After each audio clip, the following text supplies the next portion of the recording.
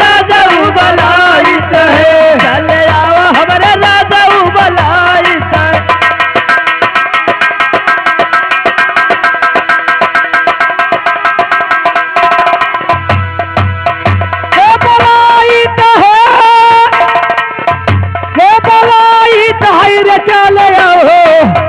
चले आओ हमरे दूल्हा बलाइत है।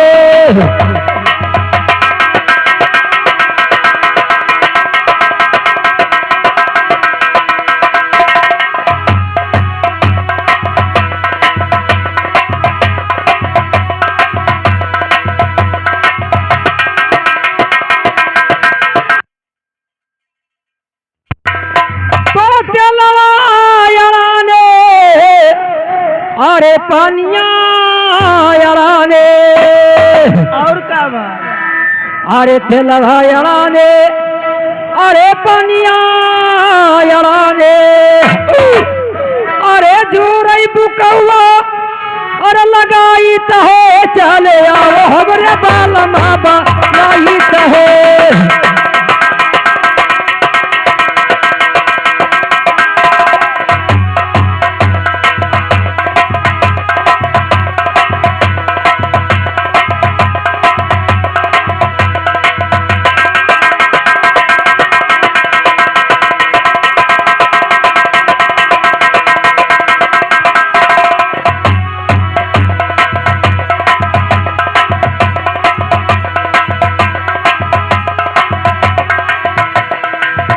हे बलाइत है साल, हे बलाइत है, चले आओ हमरे राजा घोराइत है, हमरे राजा।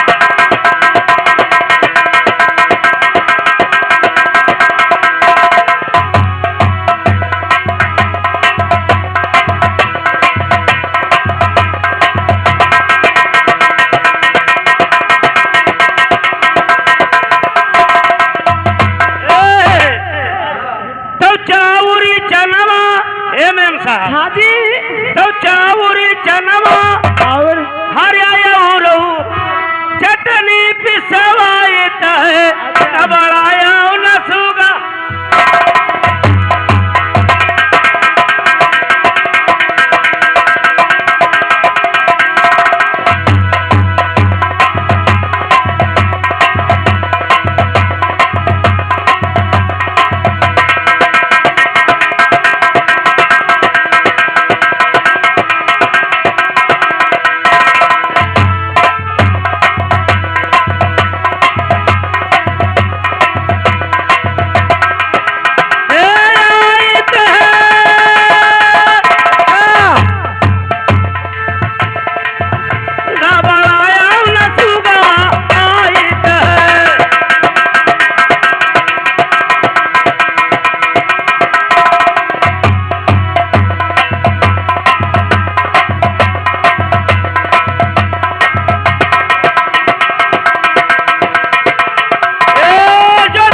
तोहका हैया अपना दाढ़ी जरो या तोहका कत्ती या कत्तुआ ना आए रही गन बावन पर भूखी ना दही पुतल के हो तो चना चाउर हो जाओ। पहला नंबर तो एक बात बताओ हम कौन बात हो वारे पतार का हे बहुत दिन बाद मिली है। तुहका का हम मैं का तोर कहे गाड़ी फाटत है रे।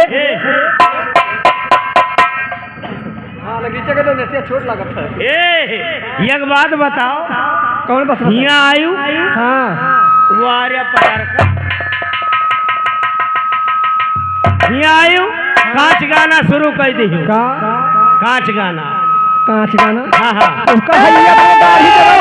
ए दहजरी पुतऊ बात तो बहनी ये बताओ कांच गाना का होत है रे?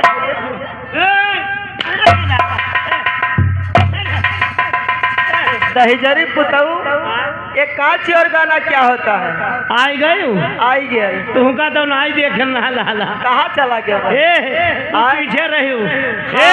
अच्छा ये बताओ, तू ही बताओ हम हाँ जी यहाँ आयु कांच गाना शुरू कर दी हो हाली हाल। ए जी हाँ जी नाच और गाना यका नाच गाना कहा था। हाँ जी ए मैम साहब आए यहाँ आयु नाच गाना शुरू कर दी। हाँ हमारी जितनी प्यारी प्यारी भाई प्यारी प्यारी हाँ ये ए दहजरी पुतऊ बाय, ये सब तुम्हें प्यारी प्यारी देखा था। ये सब क्या हुआ? ए हाँ, ये प्यारी प्यारी नहीं है, हाँ। ये सब प्यारे प्यारे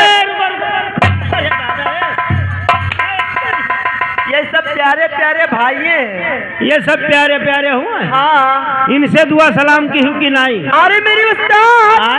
मैं तो कर चुकी, नंबर आपका है, नंबर हमारा है। कहार है आए हमार गदही ए! हमार गदही हमार बहुत गदही। मारा दहजरी लड़की नंबर 2 हलवा आओ।